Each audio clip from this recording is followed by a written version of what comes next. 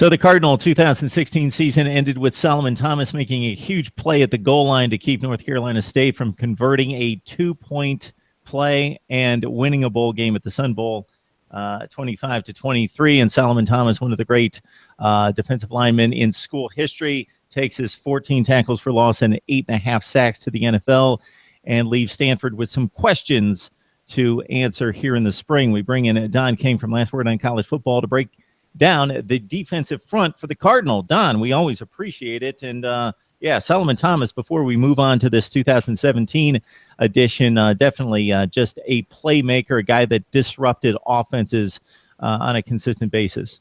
Man, that kid is such a stud. And whoever takes him in the top 10 of the 2017 draft is going to be really happy with him.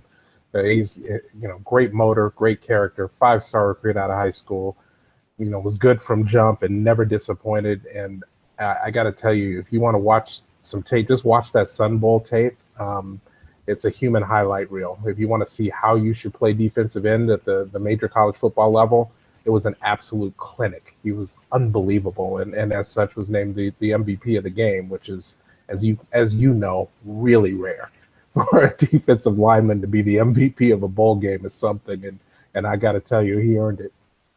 Yeah, you have to make a serious statement to earn accolades of that caliber at a bowl game, because even if the defense plays well, they don't know who to give it to typically, because it's a unit performance, and it certainly was in this case, but he stood out, no question about it. Jordan Watkins, a defensive end, not Solomon Thomas by any stretch, but a capable player, chipped in with 3 tackles for loss and 2 sacks. He's gone as well. So Harrison Phillips appears to be the most productive guy back. He is back, and last year he was coming off a significant knee injury. He got a redshirt year back. He hurt his knee in the opener at Northwestern 2 years ago, missed the season. Got out of the gates, as you might expect, slightly slowly last year, but really came on middle of the season for the rest of the year. He's a really solid nose tackle. And they can move him around a little bit too. He's a terrific player, and not just a hold the position kind of guy. He gets penetration and makes plays in the backfield as well. Don, if I remember correctly, we were having this similar discussion last year concerning the Stanford defensive line, and that was the one sore point on the team that you were very, very cautious about, and it's kind of similar at this point.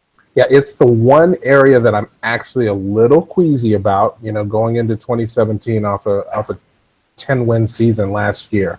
And it's not that there's a lack of talent. It's just a little thinner than most of the other position groups. So we talked about Phillips. He's going to be critical. He's going to have to stay healthy, and he's going to have to play well. Dylan Jackson was a sophomore this past season, really solid, started most of the year on the defensive end opposite Thomas. He's a good player as well. And Eric Cotton is a converted tight end who has bulked up, and he gave good minutes last year on the defensive line. And I believe he is back for his 5th year this coming year. But other than that, there are going to be some guys who are going to have to step up, and there may even need to be one of the incoming freshmen or two might have to contribute this year for the team to be successful. Yeah, so Phillips chipped in with 7 sacks and 10 tackles for loss, so he is definitely the most productive player coming back.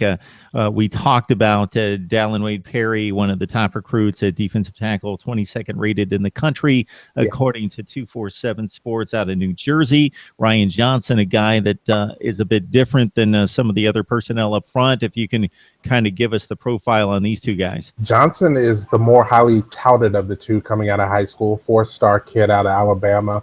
A fairly late swing to the Cardinal. I think he got the answer he wanted from the admissions and decided to go ahead and commit. And I think the coaching staff is thrilled to have him.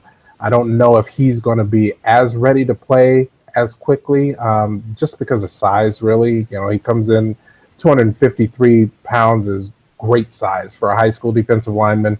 Not great size for a Division I collegiate defensive lineman. So he might need to get some work with Shannon Turley and bulk up a little bit. But we'll see how it goes. He's supposed to be an incredibly talented kid. Wade Perry, on the other hand, is massive. He comes in a full-grown man at 341 pounds. I gotta believe that at 6'3", 341, he might be able to help out at least in the middle of the line. Really, really quickly. You know, it might be a question of conditioning, and it might be a question of technique to make sure he's ready to go as a true freshman.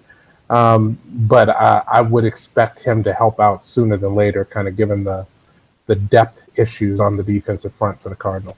All right, Don King from Last Word on College Football breaking down the Stanford defensive front. And Don, I think if we have you back maybe in 6 weeks, we might be having a somewhat different conversation compared to the other positional units that are pretty stable. Right. I think that's exactly right. All right, Don. Thanks a lot. Thanks, Mark.